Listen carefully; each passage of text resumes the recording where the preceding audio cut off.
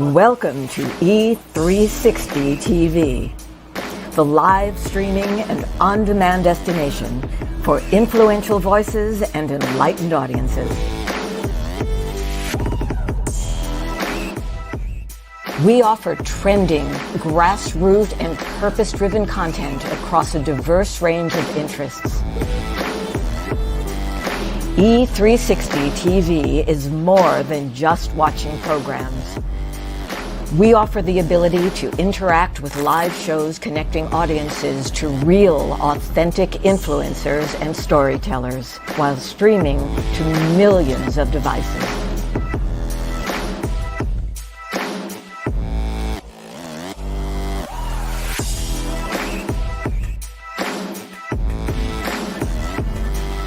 Real experiences. Raw conversations. One destination for it all. E360 TV.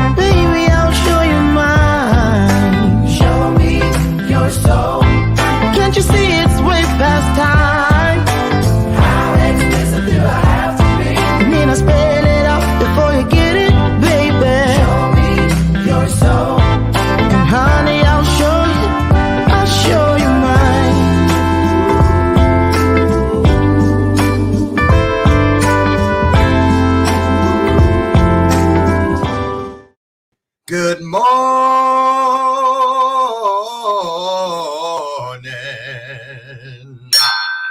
Welcome to today's installment of Bathrobe Moments. I'm feeling it today, people. I mean to tell you, can I get an amen? I'm feeling it in a big, big way today. Welcome to the 18th day of November for you who do not speak Spanish. Did I say Spanish? You know what? That was almost a senior moment. Almost. Don't laugh if you're under 50. They're coming for you too. You get them now. You just don't know it. Junior moments. Welcome to today's installment. What a great day it is, even though it's 32 degrees here in Chicagoland. I saw some water outside that I put out for the squirrels, frozen. Yep. So it really is that cold. What's it like? I want to know where you're at in the world. Drop it in. Are you in warm weather? If you are, send me a ticket. I'll be to visit. I'll stay the weekend. I'll stay for Thanksgiving if you know how to cook. Right. Speaking of cooking, who's cooking? Are you hosting Thanksgiving?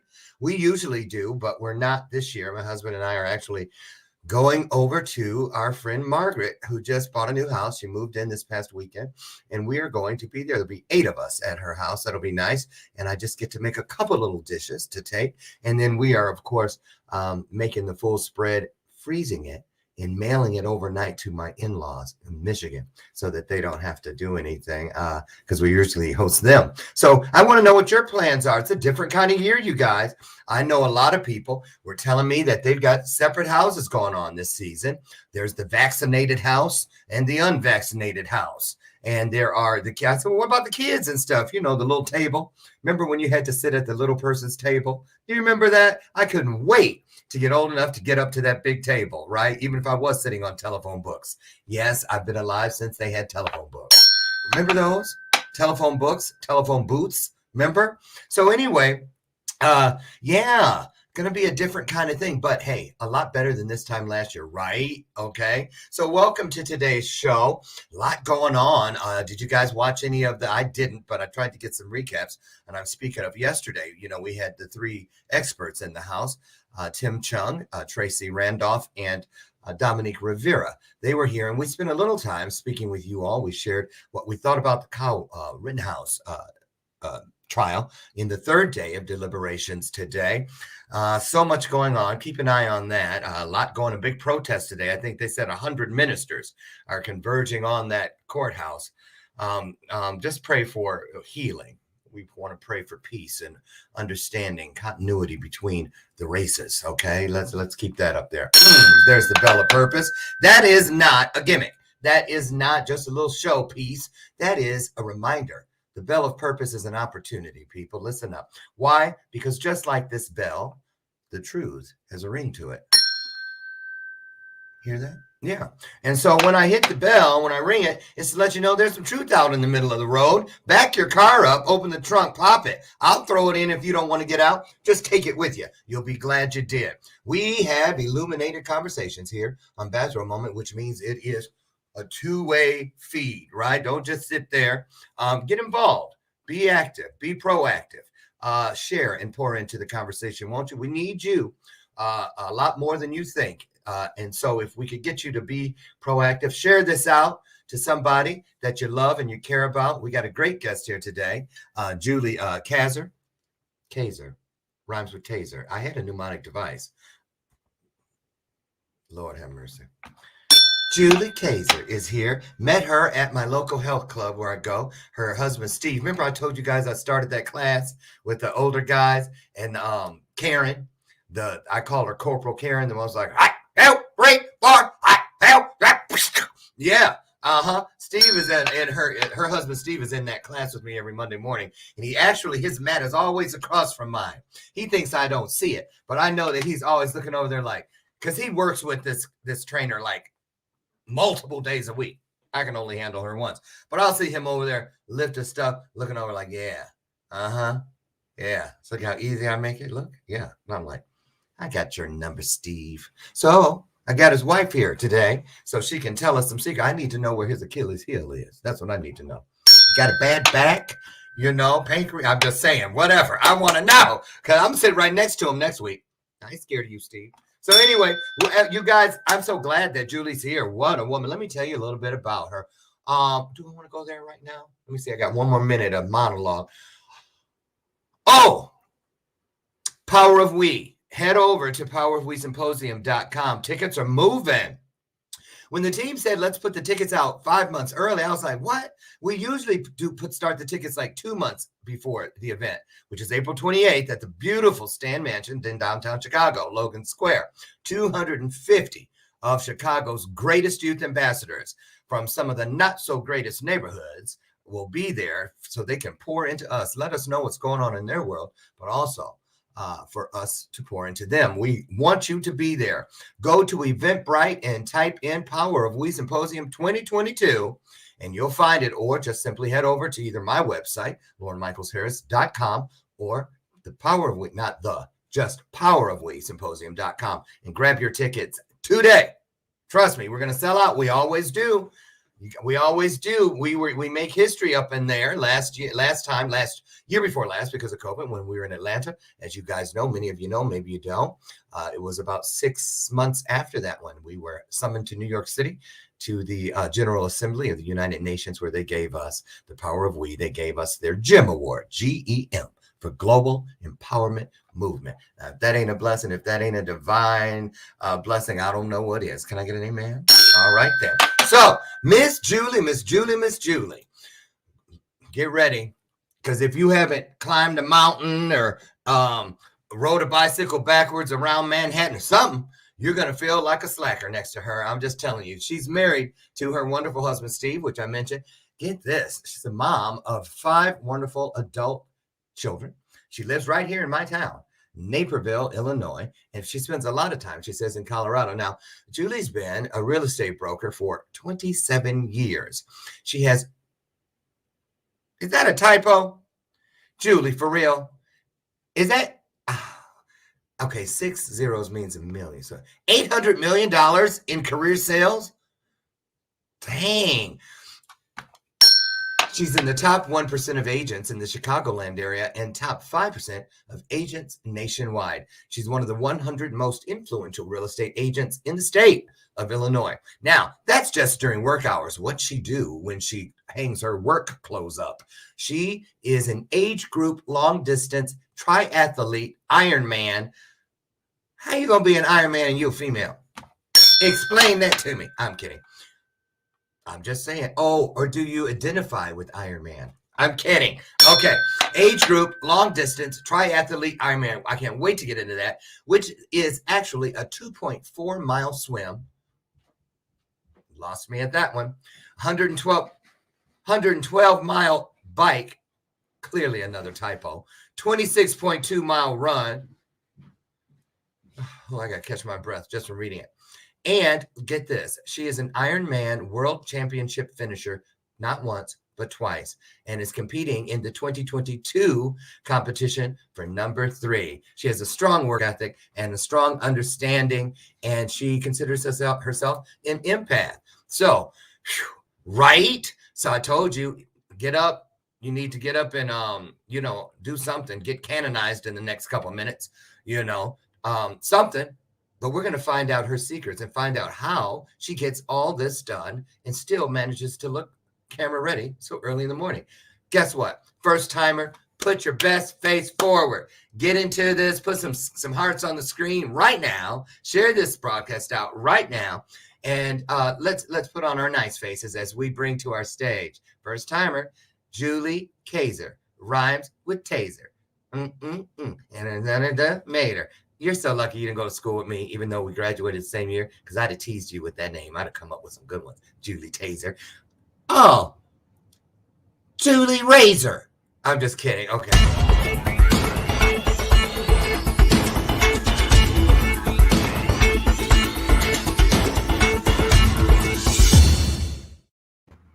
Guess what I'm doing? I'm writing down all the words that rhyme with your last name, and I'm going to use them all through the hour. Laser. Oh, yeah. I was, okay. Yeah, I got to hope, okay. Like laser focused. I know. I got them. Okay, we're ready. Welcome to the show, Julie. Thank you, Lauren. This is fast and furious, I must say. And I'm really honored to be here with you. Instant connection. That was really weird. I know. No, it wasn't. No, we don't believe in weird, do we, Okay. y'all? Word that deceased. That was a divine appointment. You are so outgoing. I see you. I passed you the other day in the health club. And I stopped you. Going to class. I started talking to you first. You did. And I got to do better at that. We left Lifetime because people were so snooty over there. Plus, it felt like working out at the airport, just too many people. But I love our health club. And I love that you reached out and started talking. But I already know Steve put you up. Not really. Just rumor had it that you were the new attendee into Corporal Karen's fitness class, and I heard you were an ex-Marine and that you had this talk show. Who put that lie on me? I'm not. I'm an ex-Air Force. Air Force, baby. Oh, sorry. Sorry. But I did play a Marine on Facebook one day. Air Force, even cooler, and I can't wait to hear more about that. But I was really intrigued just with that part and you being new and brave enough to go into the old man's club group. And they love you, and Karen just can't stop talking about you, and it's so much fun. But you know what? I was shocked when I asked about, well, how do you get in there and what's that all about? And they were like, first thing they said, well, you have to be voted in by the guys, because so the next week she goes, okay, you're in. So, and I've been there, but man, it's great. It's great because we do all those things that you don't do when you're doing your regular workout and stuff. And as we get older, I'm so grateful to do that. And we're going to get into that fitness part because you and I are the same age. You're just a couple months older than me, right? 60 in December. You'll be 60 in December. Yep. Wow, you look awesome. Thank you. You have 5 adult children. What ages are they, if we can ask? So I have a stepdaughter, my oldest. She'll be 30 in a couple of weeks, and then my oldest daughter will be 30 in a couple of weeks. And then my stepson Charlie will be he's 28, and then identical daughters who are 27. So they're all within a couple of years. We had 5 in college at the same time. It was not fun. Now the twins, biological, you actually birthed twins. Yeah, they weren't very big, so it wasn't that. It wasn't one of the hardest things. Whatever, it was 2 of them. Yeah. You're like, oh, they weren't big. See what I mean? It's all perspective. Is the glass half full or half empty? 1 baby, 2 babies, 3. What difference does it make? Wow. So what did you know you were having twins, or did they have to tell you? No, about ultrasound, middle of a snowstorm, I found out I was having twins probably at about 5 months into it, and they were 2 months early, so that didn't give a whole lot of time. Wow. Now the twins run in your family? Well, identical twins are just a freak of nature. There is no hereditary component with the identical twins. Oh. And of course, they had a 2-year-old sister at home, so it was a little bit of a show. But doesn't it make you popular? When you suddenly have twins, everyone's like, twins, or what about this when people say or when people say 2 twins, right? I always crack up internally most of the time about that. The best one is when there are when somebody has boy girl twins and then they ask, are they identical? That steals the show. Oh yeah, I never even thought of that. I hope not. Few little differences there. Few differences. So what a wonderful family. Are you guys coming together for the holiday this year? Is it going to be? They come and they ebb and flow. Some of them in for Thanksgiving, some for Christmas, but they all are either married or with significant others. So they have their own careers, their own other families. So we just leave the door open and hope and pray we see them at some point. So how's it feel? I guess you could be considered now. Do any of the kids live at home still? No. Nobody. Nope. Not even Charlie. Nope. Charlie lives with his girlfriend in Colorado. So you guys are empty nesters. Yep. And you love it. We don't mind it. It's not bad. It's a pretty good deal. Now let's talk about your fitness stuff and all this, and then we're going to get into those incredible accomplishments. You and Steve, I see you guys.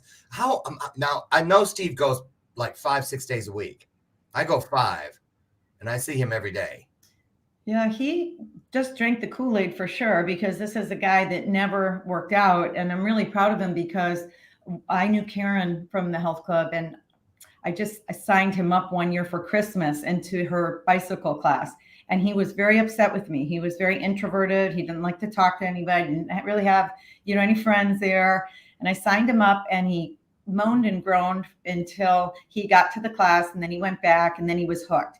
And then he met his friends in the circle, which are the same friends that turned them. And I saw my husband truly make a transformation from really being close to antisocial to, he's like the mayor of the health club now. He is.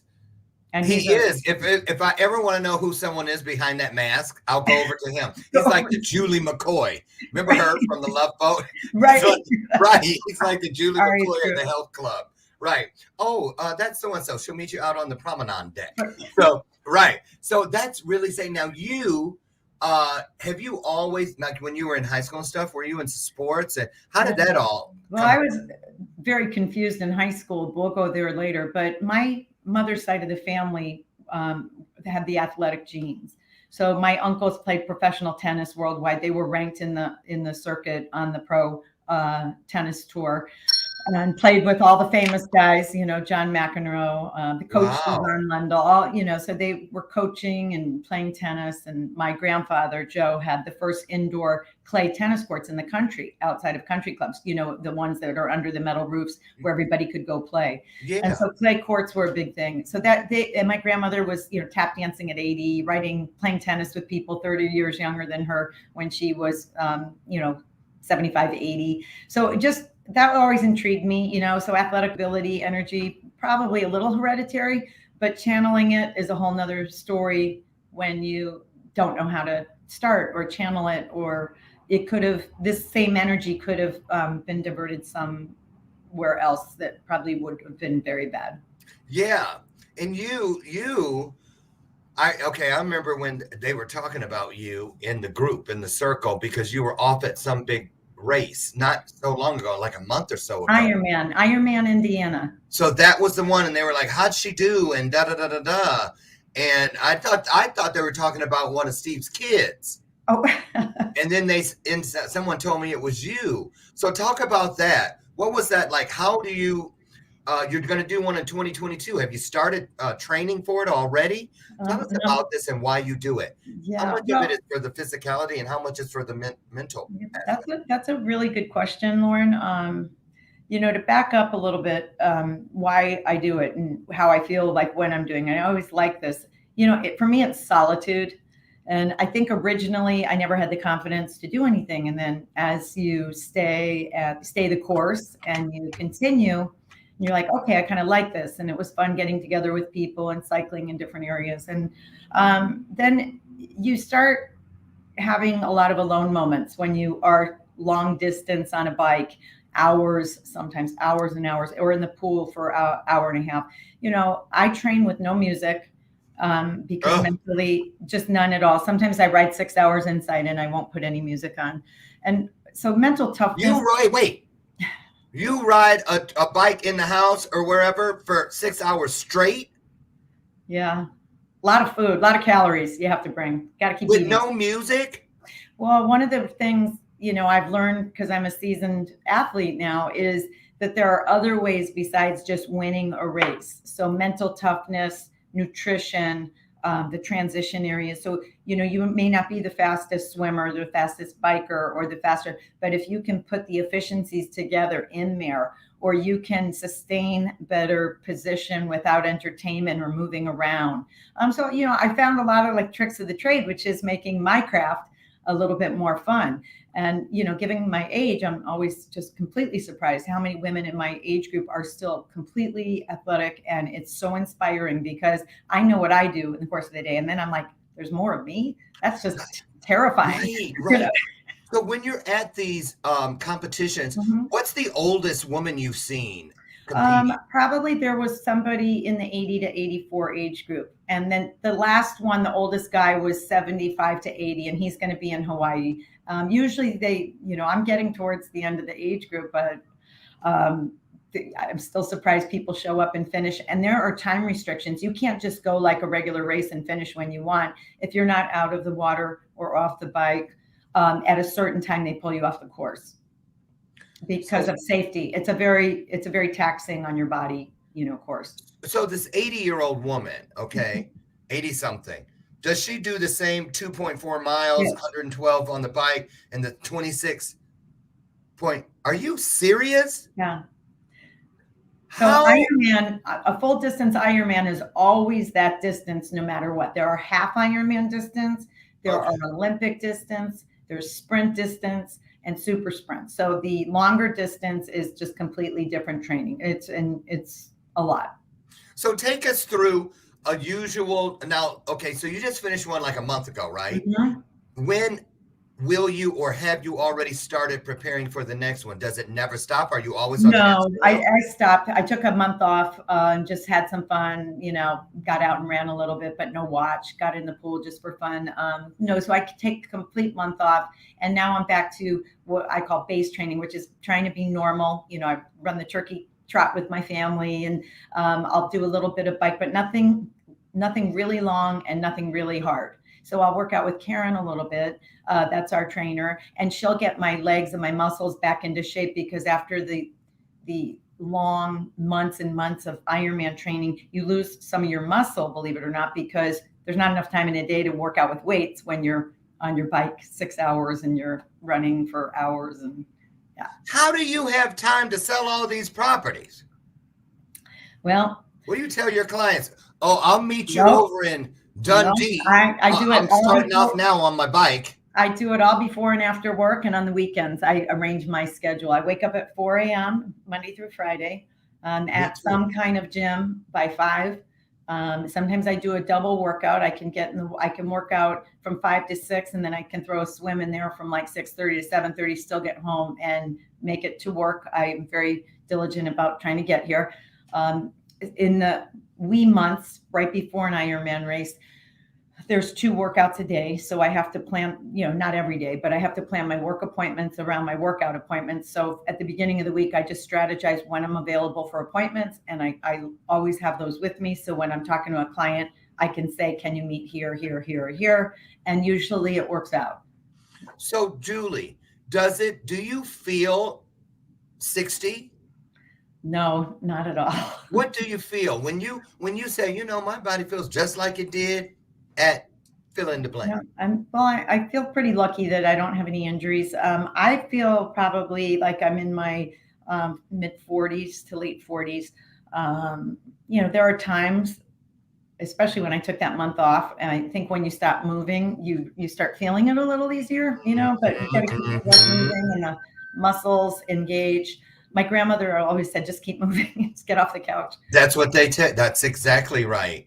Yeah. So I think not only physically do I feel younger, but I don't know that I ever fully matured to my age either, which my kids keep me young, but I don't know if that's a plus or a minus, but I definitely sometimes feel different around people in my age group. Yeah. Yeah. Do you let me switch up here just a bit. So tell us your opinion for you. We're talking about your journey. First of all, would you consider yourself, or have you ever been accused of being an overachiever? People have said that, and their description of me and like why I do some of the things I do are very different from the perception. So your perception of me and my perception of me, or why I do this, is very different. You'll never see any of my races on Facebook for me. Sometimes my family posted. You'll never see my wins or anything on Facebook that I did. It's just not my thing. Sometimes I have accolades from my family and from my coach, but that's not really, at this point, that is not even why at all I do it. It's something intrinsic. It's something intrinsic in me that is, I always say I've written poems. One day I'll share them with you on another show, but I wrote a poem, not a poem, but a long letter before one of my Ironmans. And I just had to spill it all out. Like, why am I doing this? And it just, honestly, I always go back to, it rights the wrong of a lot that happened in my life. And it just gets me to a point where you push and you push, and you can just, you can just be mad and tough, and then at the end you're so grateful and you're so proud. There's so many things like that, because but I always say Ironman righted all my wrong. And I love, that's a perfect spot for us to head into the first break. When we return, I'd like to get into a little bit more about that. I love that. And I know someone out there needs to hear this. I can sense it. This thing about how this determination, this dedication, this perseverance, all these things help to right the wrongs. But I also want to get into, what kind of conversations are you having with yourself when you're in there, no music, all those hours? What is that like? And what are you saying to yourself? We're going to get into that. Get your questions and comments ready. We're going to address those when we come back. And wow. Really interesting. You guys, great time to share out the broadcast. Pour this into someone's life by sharing it. We'll be right back. Don't you dare go away. I think. Hey, there we go. Bye-bye. Here we go.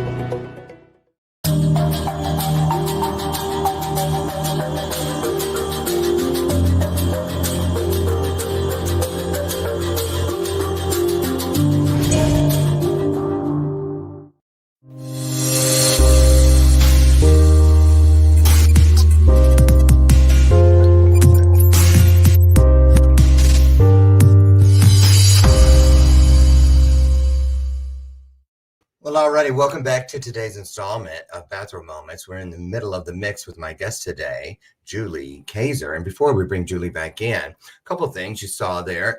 There is a special, a 90-minute special, which I am moderating this Saturday at 1 p.m. Central.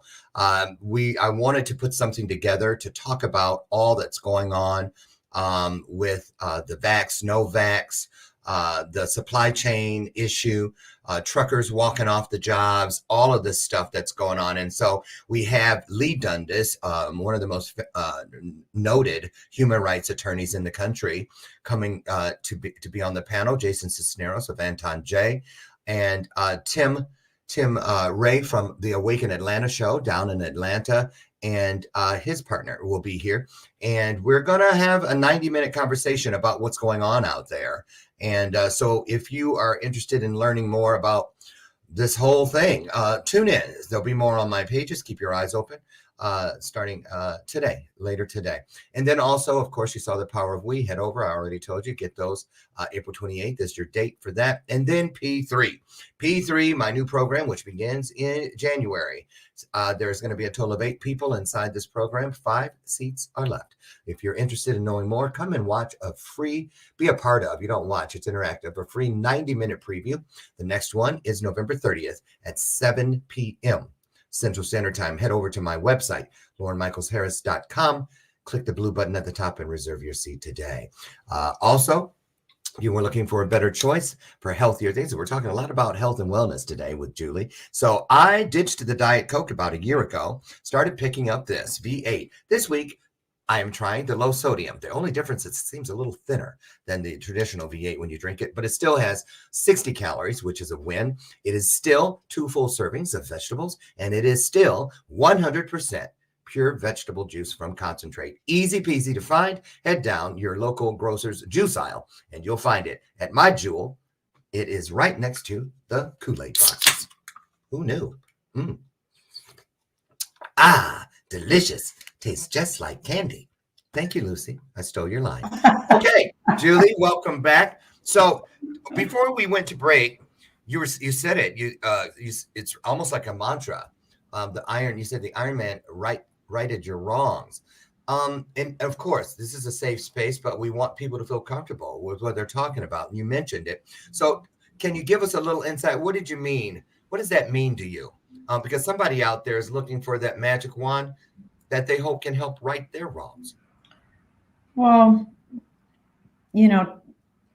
everybody has trauma or tragedy in their life. And, when my mother had my sister and I, when she was very young, 17 and 19, when they had me, and basically moved from New York to California with our father, and divorced and child stole is what they call it back then, because they didn't have internet to locate people or anything like that. So basically, when we were about 5, my sister was maybe 6, my mom actually child stole us out of the state of California and moved us to New York, and never had contact with my father till I was 19 years old.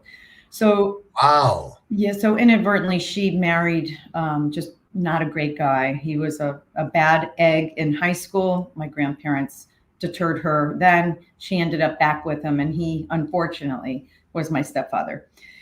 He was extremely abusive to my mother, to us, kicked us around, dumped our shit out on the front lawn.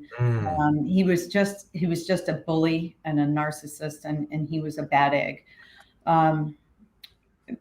Going forward and fast forwarding from that, I moved out of my house the day I graduated high school, was smart enough to stay in and kind of figure that out. Got through the graduation, which my stepfather wouldn't let my mother come to. So nobody came to my high school graduation.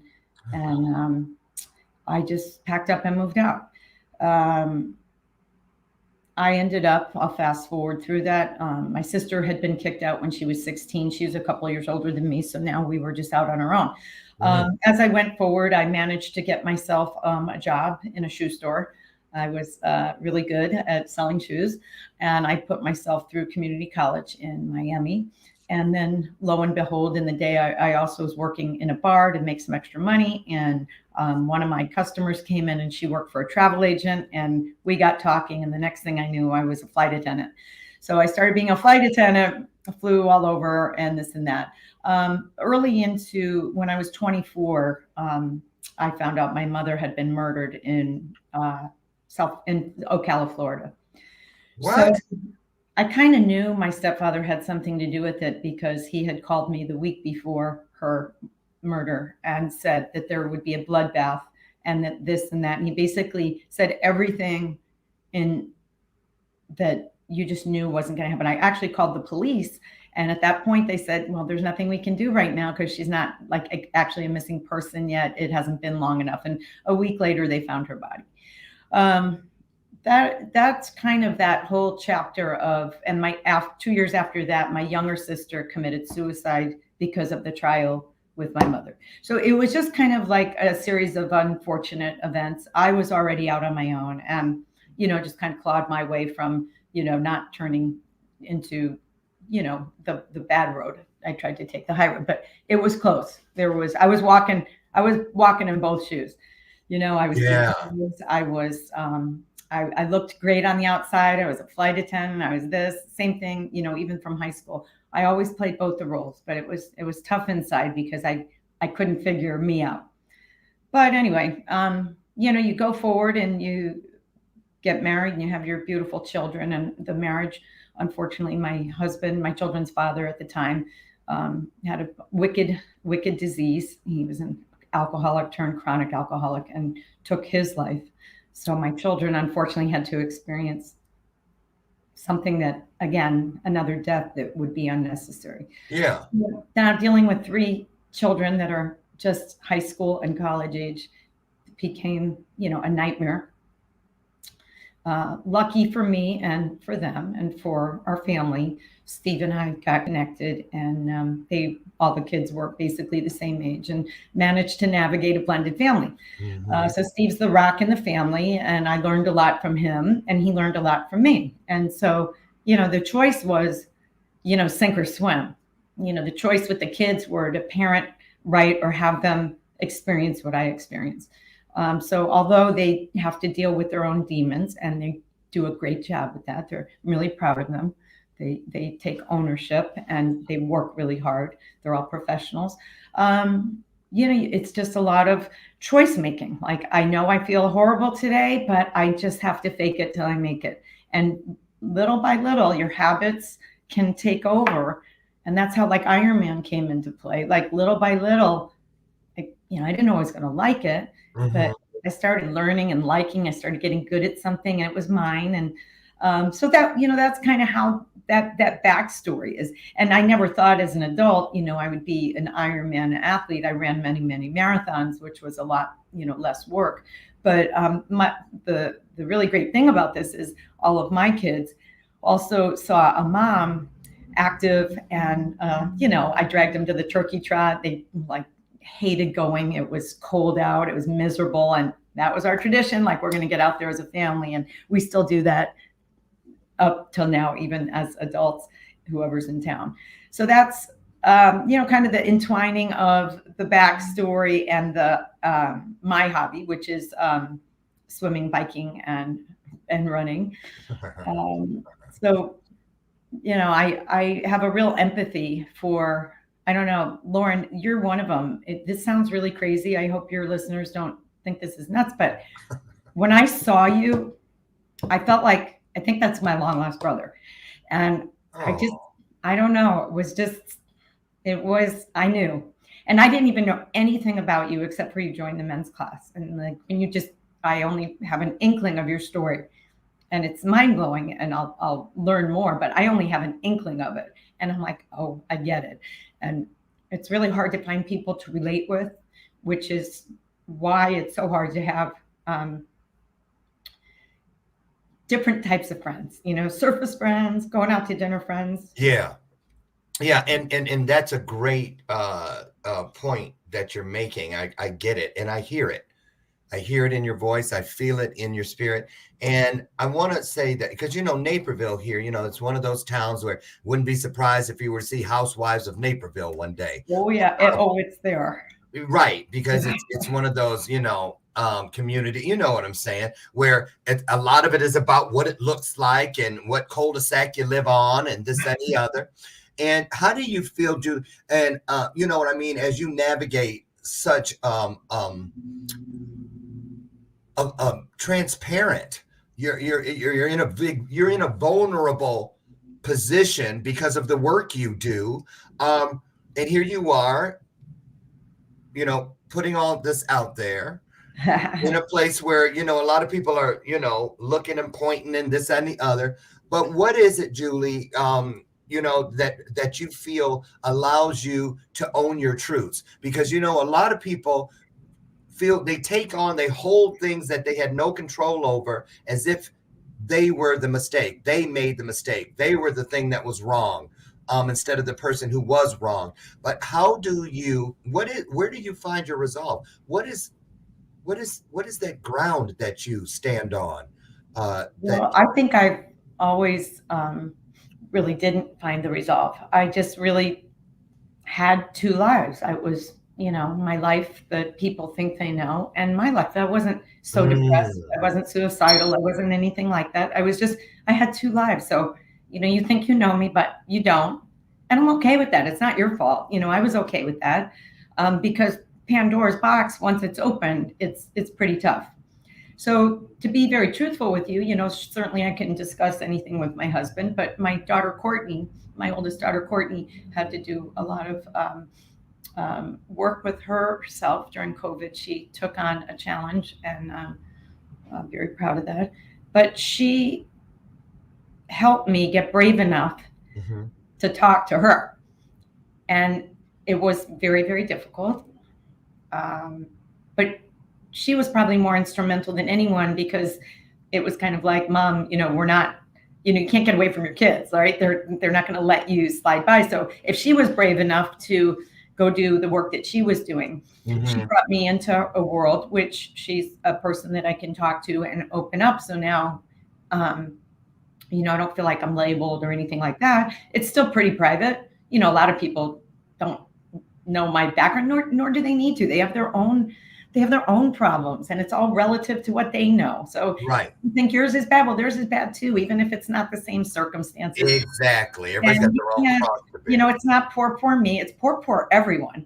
And that's why going up to somebody or being nice or just saying something, you look really nice today, or how was your workout? Or instead of just ignoring them, just could make somebody's entire day.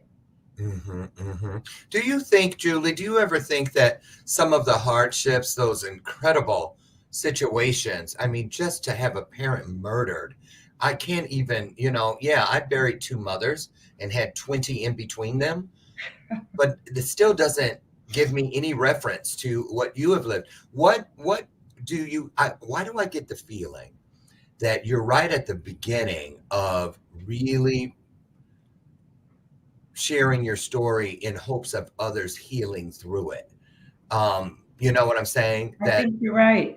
I do. I can about that briefly. I think surrounding yourself by people that will allow it. And then, a mentorship by trade. I want to, especially, with the younger kids or the kids that are getting raised in this troubled world, to let, they can do this. This isn't about what they had or what their parents were or anything like that. So just helping somebody to move on and being brave enough to, I don't want to be the hero here. I just feel brave enough finally to say, hey, I managed to be okay. And it was not an easy background or an easy childhood or anything like that. And maybe that would encourage somebody to just take some baby steps. Now, you're an authority on something a lot of people have a hard time dealing with, and especially so because of what happened last year with COVID.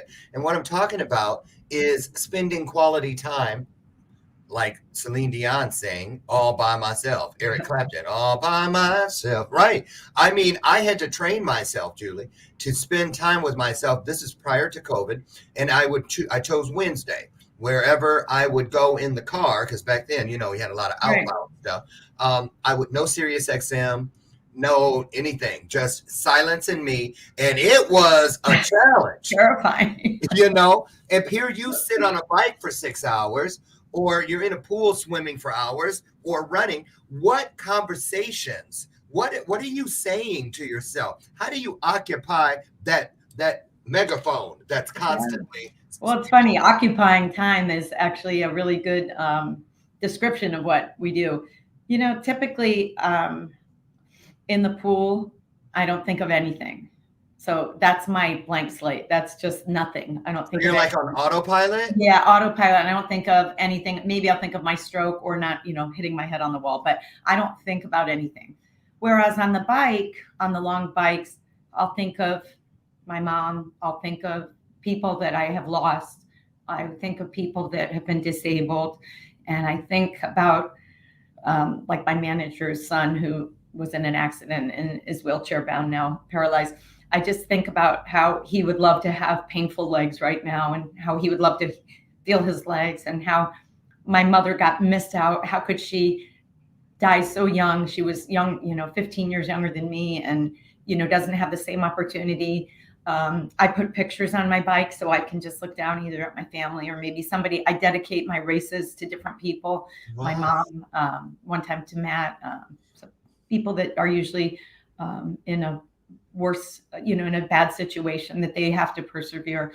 So I do that on the bike. And then on the run, it's kind of a freedom, you know, sometimes it's painful, but it's freedom being outside and moving your legs and, you know, having shorts on. And so yeah. I think there's a freedom of that. And then when it gets really challenging, you know, I just start getting really tough with myself, and I just have some tough, you know, you can make it from here to the end of the road, or you don't want to give up your race. In the last race, I won my age group by 1 minute and 3 seconds after a 12-hour race day.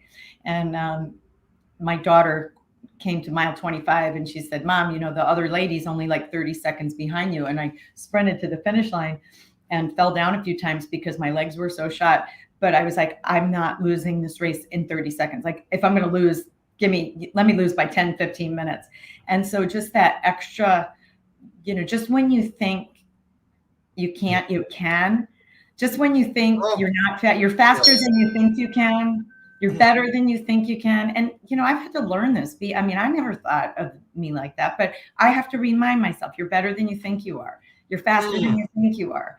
It's okay to give yourself some kudos sometimes instead of beating the snot out of yourself all the time. And that's what I did. I think it's just incredible, really. And the fact that, you know, when you're writing, it's clear you're writing for those who can't. And I get that, because, you know, when I first started speaking, I was nervous. I thought I was going to fall out and die on the stage. And so I had a necklace commissioned that has 3 different stones that's repeated 3 times to bring the 3 little boys that were with me in that very first foster home. And the ones who, you know, kept tapping me on my back because I was on my stomach crying in my little bunk bed. And they were the ones who, you know, told me to turn over. They needed to talk to me before the lights went out, to warn me about the monster that lived in the house with us. And to tell me that, you know, listen, there's a hole in that wall over there behind that mattress. And tonight, because you're the new kid, he's going to come through that hole and he's going to come for you. So here's what you need to know. And they kept me alive, because if they hadn't given me heads up, I didn't even know that sort of thing existed. Oh my God. You know, 3 days before my world, I thought I was Larry Dixon 3 days before. Now I'm Lauren Harris. I'm not living there anymore. I'm in a house with strangers. I'm less than a week from when my mom was buried. All these things. Wow. And so I touch that constantly. I wear it on days when I feel like I'm afraid I won't be able to show up for myself. So I bring them with me and I touch it to remind myself that if you can't do it for you, Lauren, do it for John, Alan, and Steve. Yeah. And so I hold that. So I get it. I totally get it. And so that place where you dig deep, you know, like when you were saying, I could see it. I could see you wobbling across the drunken sailor wobbling. Yeah. What do you say to yourself in order to keep going. You know what it reminds me of? Remember the old Westerns and the guy, they have a bar fight and the guy would get knocked down. And you're like, stay down. Are you crazy? As soon as you think he's done, here comes a hand on top of the table, pulling himself back up, you know, and you think that person is a fool. But then you see that resolve that they're like, you know what? As long as I can wake up, I'm going to get back up. If you want me to not get up, you might as well kill me or knock me out cold. What is it that continues to connect you with that peace where you can keep digging deeper and deeper and deeper? Do you think you'll ever hit the bottom of that, or will you just keep digging all the way through the end of this journey? You know, I think you dig at different things during your life. You know, my original digging as a young adult was digging to survive.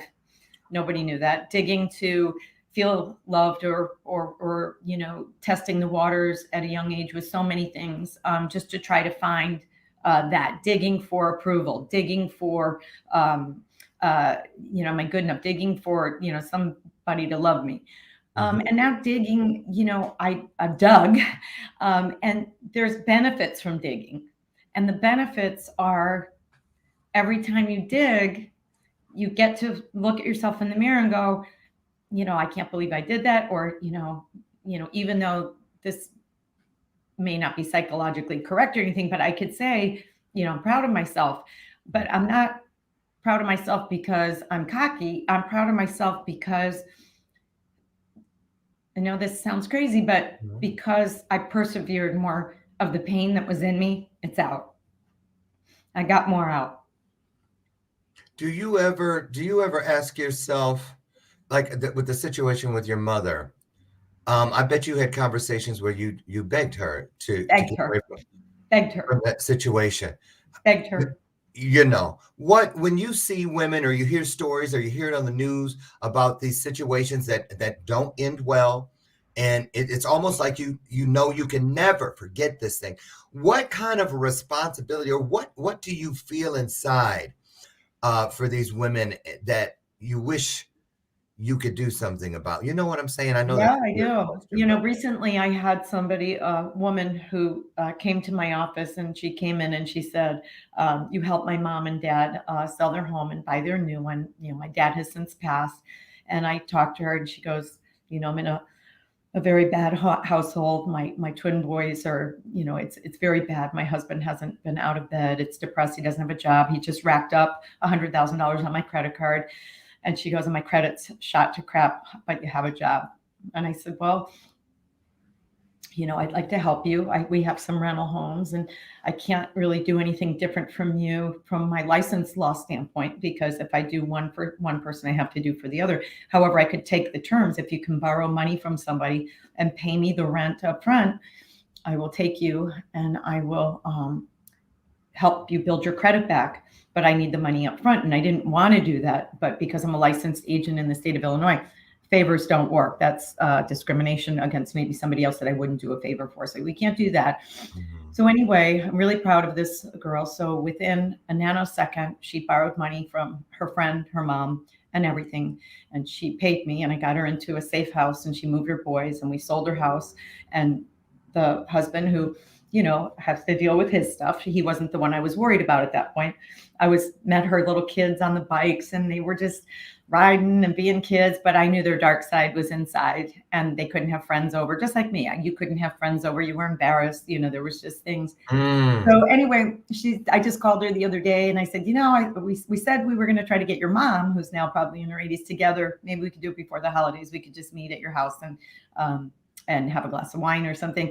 And she's doing great. And I just, even though that's just like one example, I just try to be mindful of women, particularly. I mean, children and kids, of course, but yes, I can relate more with women in distress.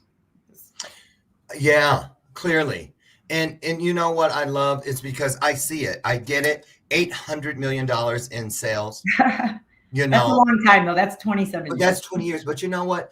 That number doesn't represent that you just sold homes, property, land, and edifice. You sold people hope.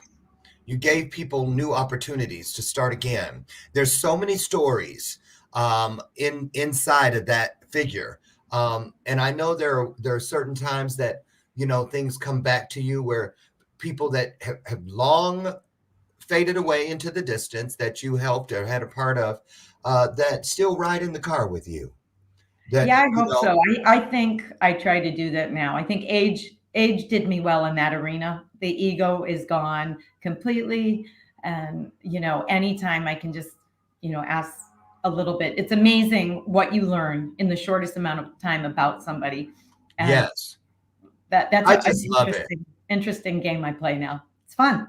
And Julie, I'm gonna tell you something. When you dig in to doing this thing that I know you feel you're being called to do now, it makes your heart pound just a little bit faster when you think about it. But you know what? As we get older every day, and this is for all of us, we really should.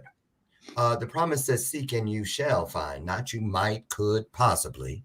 It says you will. You shall find it. And when we get up and we reach for those things outside of our comfort zones, we do exactly what Julie has proven is possible. We find those places that we didn't even know were accessible to us. We find that we're taller than we ever thought. We find that we are stronger than we thought we could ever be.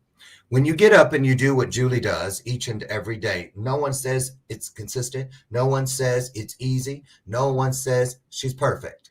But the thing about it is, no matter what, just like that last finish line, doesn't matter how you get over it, falling, crawling, rolling, kicking and screaming, just get across the finish line. Because once where one line is the finish, that is the same line that the next phase begins. So if you want a new beginning, put something old down, cross over the old line, and get into the new one. Here it is. We need 2 letters to do exactly what Julia said. When she wakes up, she knows she's great. She gets up and she does what she needs to do to take great to greater. She does what she needs to do to take strong to stronger, bright to brighter, kind to kinder. Quit writing your story, or so you think, using all 26 letters of the alphabet. You're here. We're here. We made it through yesterday, which means we are exactly where we're supposed to be.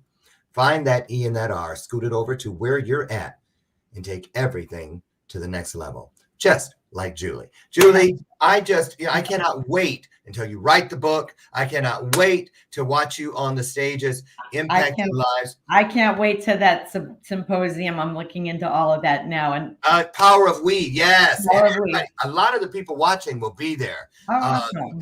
They certainly will. And I know they look forward to meeting you. You guys on the screen along the bottom, if you'd like to write and encourage Julie or get some encouragement from her, find out more, just continue the dialogue. There it is, her Gmail for you there. And also if LinkedIn is your jam, there it is there. And I'll drop that LinkedIn a connector inside the private chat so that you can go back and check all things Julie out. If you're in the Illinois area and you have a house to sell or you're looking to buy one, I definitely would recommend reaching out. Julie, it is just a true honor, a true honor. Seriously, I'm so glad that we have found each other, and I look forward to watching you crush it in 2022. Best of luck. You got to come back and let us know how that next Ironman. I will. Thank you so much, Lauren. It's been such a pleasure. Oh, always. You guys, what a great story today. Definitely one that is illuminated and has poured into all of us. I want you guys to get out there now. Won't you please just get out there, stay out there, do your best. Just do your best.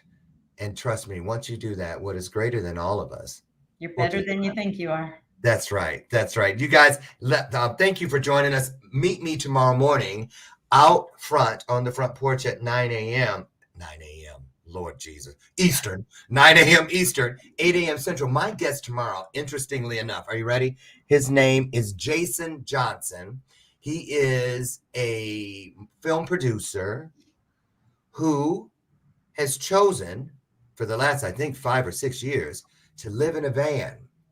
I spoke to him in that van just last night, and he gave me a tour of it, believe it or not.